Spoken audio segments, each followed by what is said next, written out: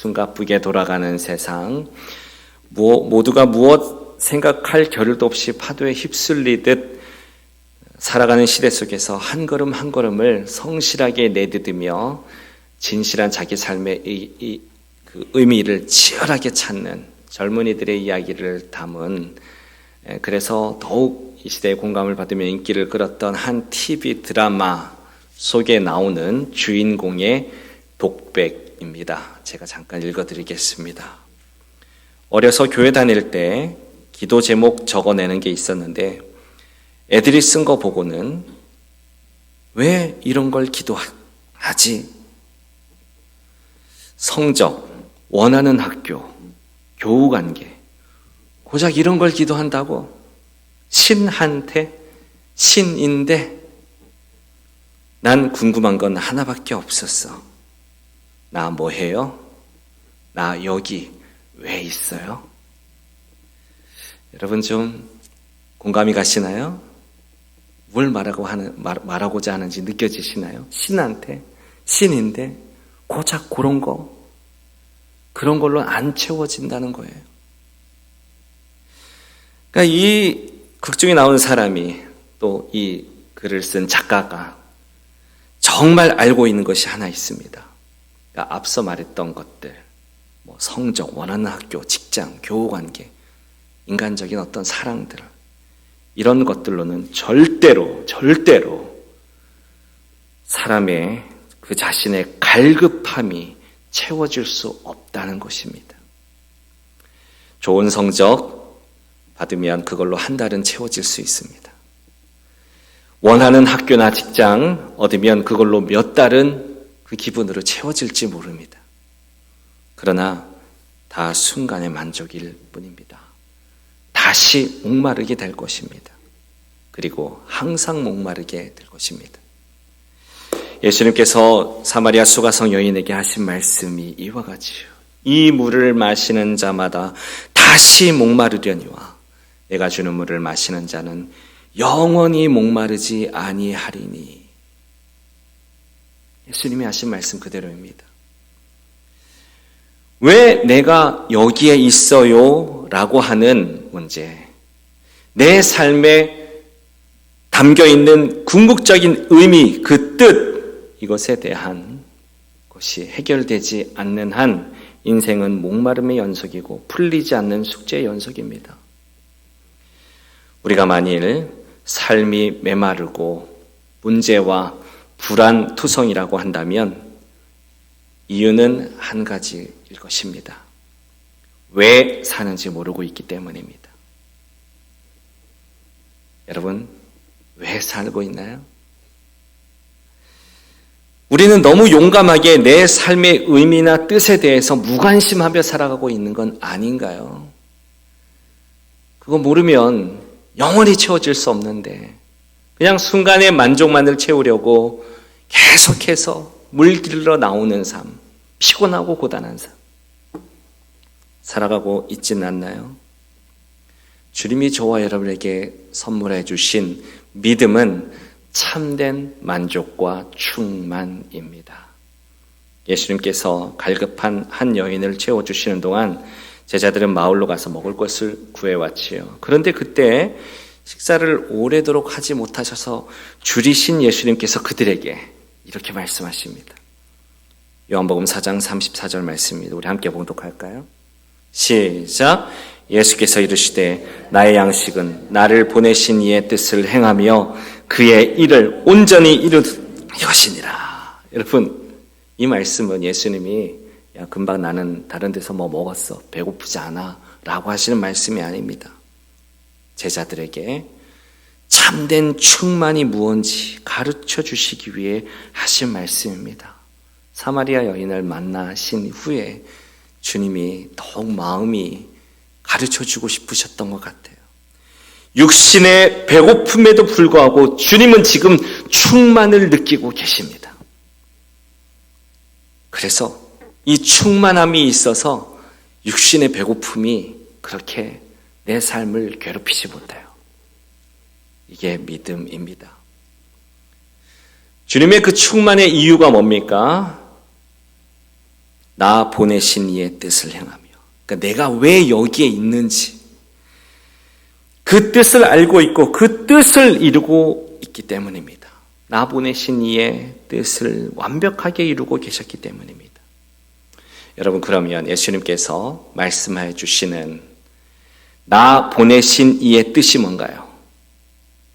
예수님을 보내신 이의 뜻, 예수님의 삶의 의미, 예수님이 이렇게 직접 가르쳐 주십니다. 요한복음 6장 38절에서 40절 말씀인데요. 우리 39절 40절 말씀 같이 한번 읽어보겠습니다. 시작. 나를 보내신 이의 뜻은 내게 주신 자 중에 내가 하나도 잃어버리지 아니하고 마지막 날에 다시 살리는 이것이니라. 내 아버지의 뜻은 아들을 보고 믿는 자마다 영생을 얻는 것 이것이니 마지막 날에 내가 이를 다시 살리리라 하시니라. 아멘.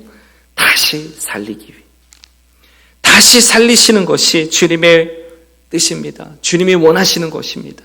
우리를 보내신 분의 뜻입니다. 생명을 살리시는 것입니다. 예수님은 이 생명을 다시 살리시기 원하십니다. 왜 다시 살리셔야 되나요? 죽었기 때문이죠. 인간은 죽음으로 가는 인간입니다. 이미 불순종으로 말미암아 죽은 삶이죠. 그런 자들에게 찾아오셔서 주님은 그를 다시 살리시기를 원하시는 아버지의 뜻을 이루시며 주님은 충만해지십니다. 주님의 그 살리시는 뜻에 마음이 뜨거워지고 그 뜻을 이루고 있으니까 예수님은 충만하셔요. 예수님의 이 상태를 동일하게 나타내는 표현이 우리가 읽은 오늘 설교의 본문 말씀에 등장합니다. 바로 9절, 13장 9절 말씀입니다. 같이 봉독합니다. 시작. 바울이라고 하는 사울이 성령이 충만하여 그를 주목하고. 여기서 충만한 거예요. 여러분, 아마 이 말씀을 읽을 때 성령이 충만하여 하면 생각되는 좋지 못한 편견이 많이 있는데요. 성령 충만에 대한 가장 큰 편견은 그 성령 충만이 어떤 기적을 행하는 능력으로 충만한 것으로 생각하는 편견입니다. 성령님을 무슨 에너지, 기운 같은 것으로 오해하기도 합니다. 그것은 인격적이신 성령님을 무슨 도구처럼 여기는 아주 잘못된 생각입니다.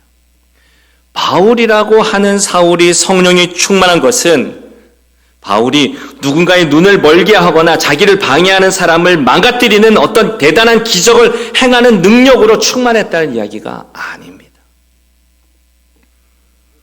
생명을 살리기 원하시는 하나님 아버지의 뜻으로 충만하여서 지금 그 일을 방해하는 악한 세력을 주목하고 그에게 선포하셨다는 말씀입니다. 우리는 본문의 말씀을 통하여서 성령으로 충만하여 성령의 인도하심을 받는 삶이 진정한 의미에서 무엇인지를 깨닫게 됩니다. 4절 5절 말씀을 보실까요? 두 사람이 성령의 보내심을 받아 실루기아로 내려가 배 타고 구브로에 가서 바나바와 사울 두 사람이 성령의 보내심을 받아서 선교 여행을 떠나게 되었는데요. 첫 번째 행선지가 바로 구브로인데 구브로가 어딘가요? 바나바의 고향이었습니다. 우린 여기서 성령의 인도하심에 대해서 알 수 있는 것은 성령님께서는 그 사람의 삶 전체를 사용하셔서 인도하신다는 것을 알 수 있습니다. 내가 왜 여기 있냐 하는 문제를 고민할 때 이 부분을 우리가 잘 생각하는 것이 중요합니다. 바나바가 왜 구브로에서 태어났던 것일까요? 성령께서 바울의 위대한 전도 여행의 첫 시작의 때에 사용하시기 위한 주님의 계획이 있었던 거죠. 나 왜 여기 있어요? 나 왜 미국에 있을까요? 내가 왜 이 사업을 지금 하게 되었을까요? 이 비즈니스를 하는 걸까요? 그런 질문. 그리고 그것뿐만 아니라 내가 왜 직장을 잃었을까요? 내가 왜 혼자 남게 되었을까요? 내가 왜 사랑하는 사람들이 내 곁을 다 떠나게 되었을까요? 라고 하는 것들도 성령님의 사람을 살리시고자 하시는 주의 뜻을 이루시는 계획과 관련되어지고 있다는 사실을 우리는 말씀을 통해서 생각해 볼 수 있습니다. 다 관련이 있어요. 바나바의 모든 삶의 여정을 하나님은 사용하고 계십니다. 하나님께서 여러분을 향하신 하나님의 뜻은 지금까지 여러분께서 걸어온 삶의 여정과 다 깊은 관련이 있습니다. 여러분의 모든 삶의 자리, 풍성해 보이는 자리만이 아니라 텅 비어있는 상실의 자리도 생명을 살리기 원하시는 하나님의 뜻과 관련이 있습니다. 목사와 선교사가 아니어도 크고 풍성해 보이든 작고 보잘것없어 보이든 하나님은 거기까지 이른 여러분의 삶의 여정을 사용하셔서 생명을 살리시기를 원하신다는 사실입니다. 전에 사역하던 교회에서 매 주일마다 휠체어를 탄 엄마와 뒤에서 밀고 있는 아빠, 그리고 청년 두 딸이 일찍 와서 예배드리는 그런 가정이 있었습니다. 부부가 다 중년의 나이에 미국에서 대학 교수로 지내면서 안정되고 부족함이 없는 삶을 지내던 중에 아내가 60이 되기도 전에 루게릭 병에 걸렸습니다. 고개조차도 들 수 없는 그야말로 무능의 상태로 앉아 계신 엄마를 온 가족이 정성을 다해 수년간을 보살폈습니다. 팬데믹 기간에 그 엄마가 하늘나라에 갔습니다. 장례식을 집례했던 목사님이 전해준 말을 제가 들었는데요. 그게 충격이었는데요. 그동안 참 고생이 많았지요 라고 하는 이 목사의 위로의 말에 큰딸이 이렇게 얘기합니다. 목사님, 고생이 아니라 은혜였습니다. 엄마 덕분에 우리 온 가족이 주님의 은혜로 더욱 충만해졌습니다. 무능무력한 엄마가 무능무력했던 것이 아니라 가족들을 주의 은혜로 채우고 있었던 것입니다. 성령님이 우리를 사용하시고 인도하시는 방식이 이와 같습니다.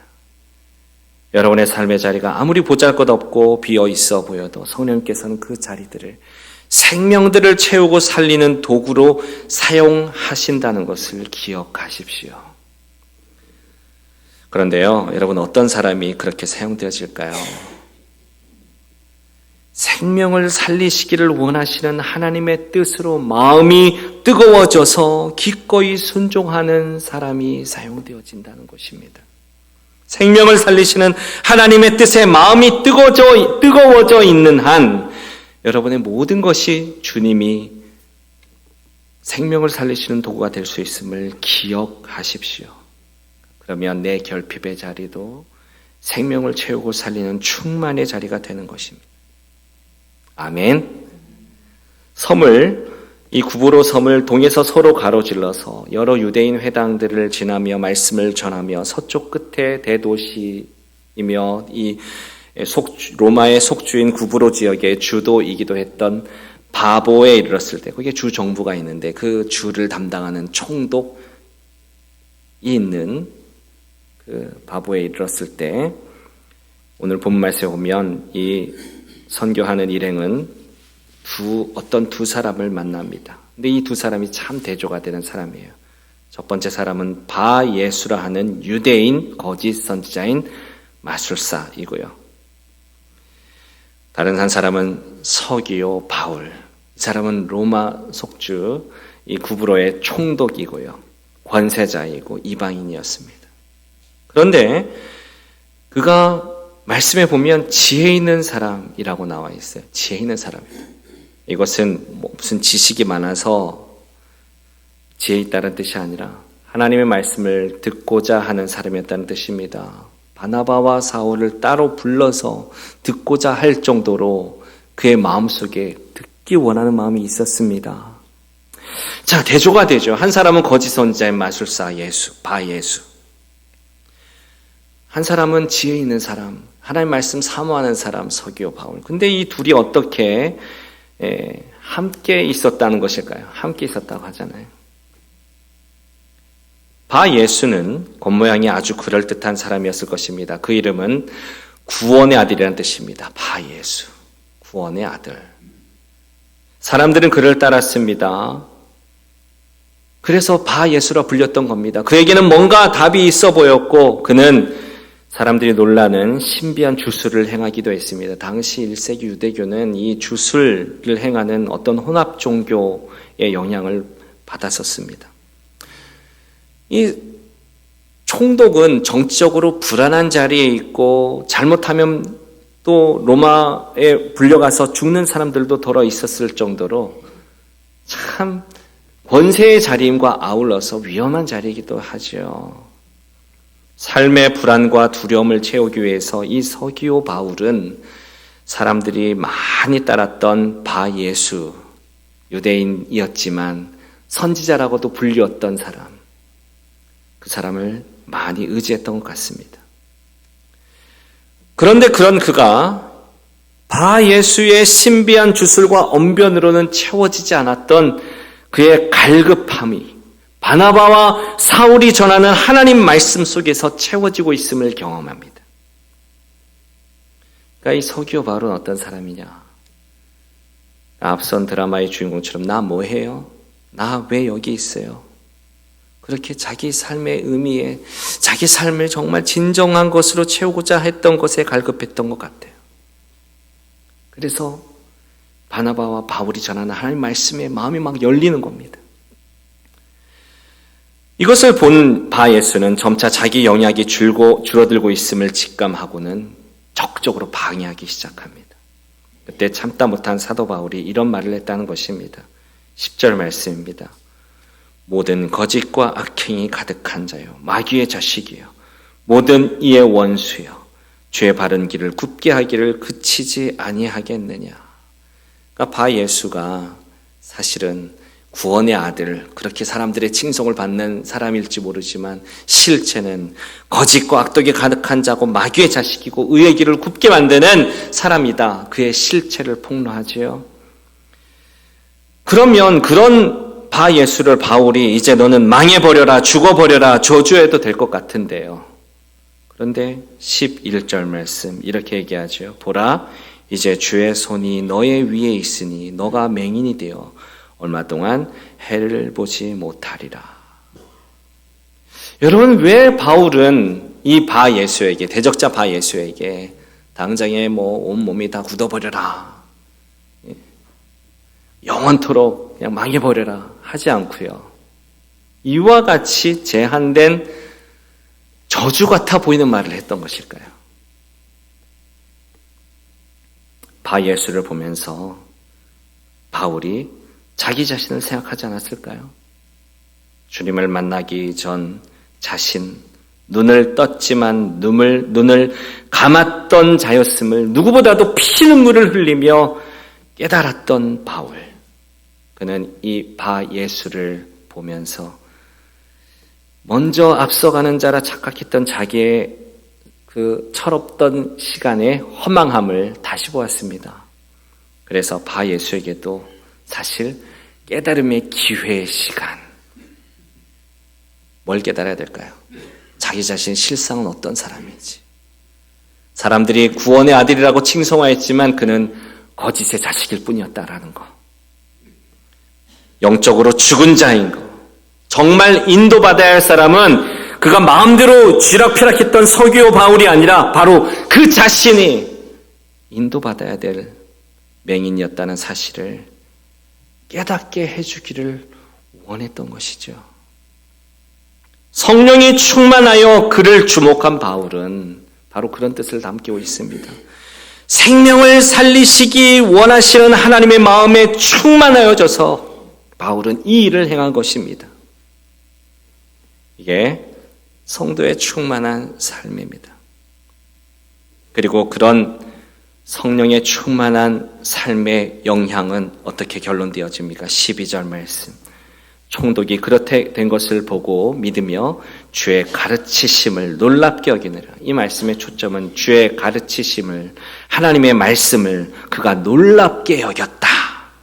이 놀랍게 여겼다라는 말의 단어는 9절 말씀 앞서 바울이 성령이 충만했다라고 하는 그 단어와 어근이 같습니다. 다 채우다, 채워졌다라는 의미입니다. 서기오 바울이 하나님 말씀에 채워졌습니다. 누가는 지금 무엇을 보여주고 있나요?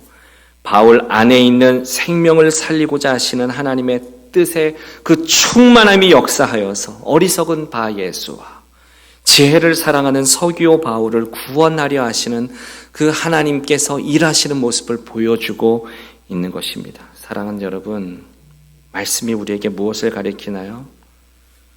우리는 우리의 삶을 향하신 하나님의 뜻을 분명히 알고 있습니까?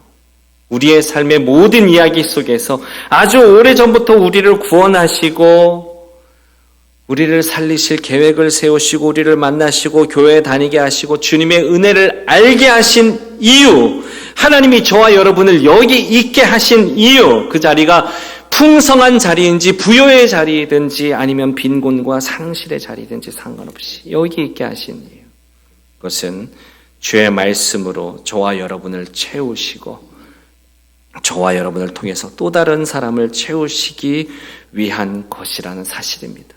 생명을 살리시기 위한 하나님의 뜻입니다. 우리가 그 뜻으로 충만하여질 때에만 내가 왜 여기 있는지 그 주님의 뜻 안에서 깨달아졌을 때에만 우리는 우리의 삶의 수많은 문제들을 앞에서 상실감과 공허함을 느끼지 않고 우리의 삶의 환경과 상관없이 충만하게 채워주시는 하나님의 은혜를 맛볼 수 있게 됩니다. 철학자 니체가 남긴 유명한 말이 있는데요.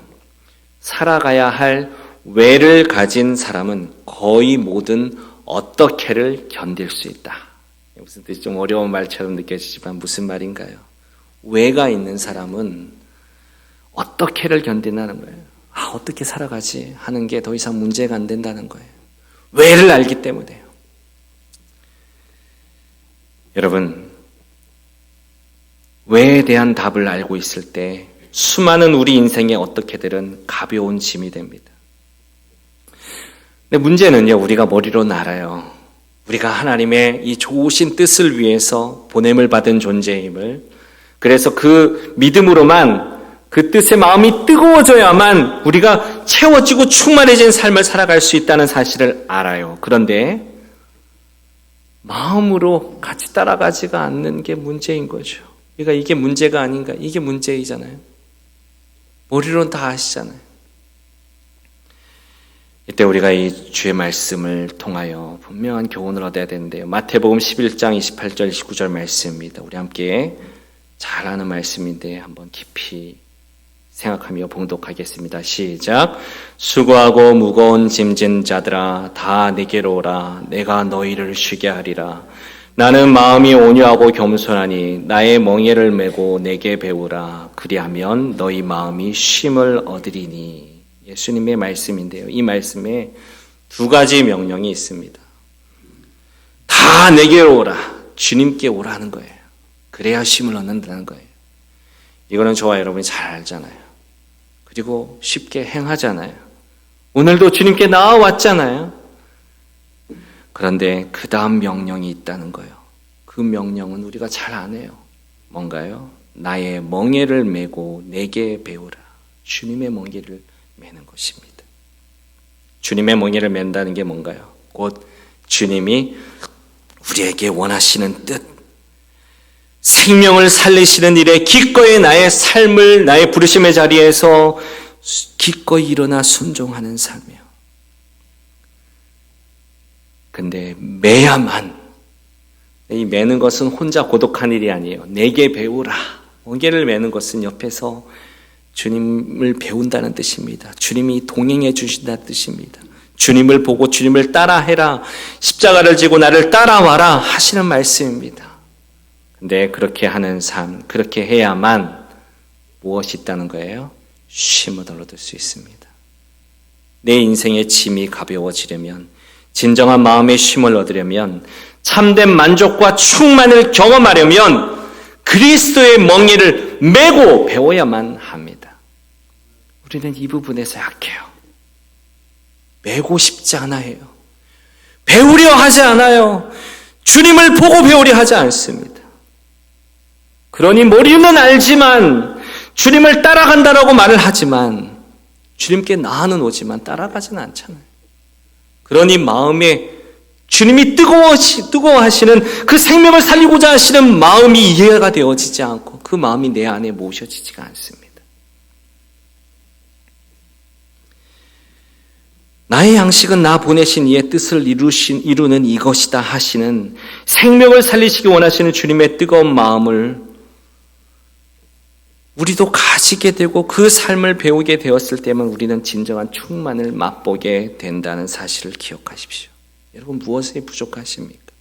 지금 저와 여러분에게 가장 필요한 게 뭘까요? 생명을 살리기 원하시는 주님의 마음을 배우는 것, 품는 것입니다. 그 마음이 없으니 삶이 건조하고 메마릅니다. 기쁨이 없습니다.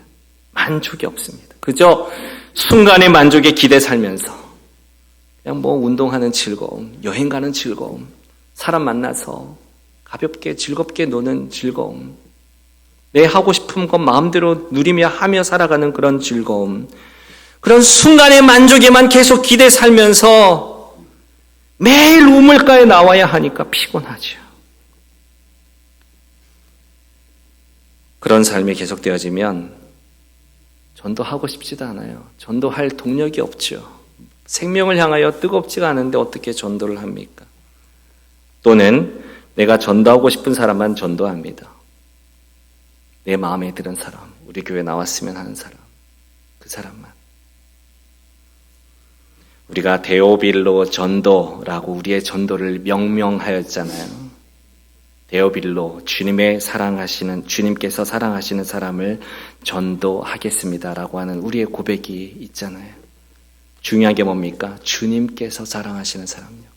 내가 사랑하는 사람이 아니라, 내가 좋아하는 사람이 아니라 주께서 사랑하시는 사람. 그 사람이 언제 보일까요? 주님께서 그 사람을 어떻게 뜨거운 마음으로 사랑하시는지 언제 보일까요? 주님께 나올 뿐만 아니라 이제는 주님의 멍에를 나도 매겠습니다. 그리고 기꺼이 순종하여 주님을 따라가 보겠습니다. 주님과 함께 주님께 배우겠습니다 하며 나아갈 때 저와 여러분은 더 이상 이 삶의 수많은 어떻게 문제다. 이거 어떻게 하지? 이 문제는 어떻게 해결하지?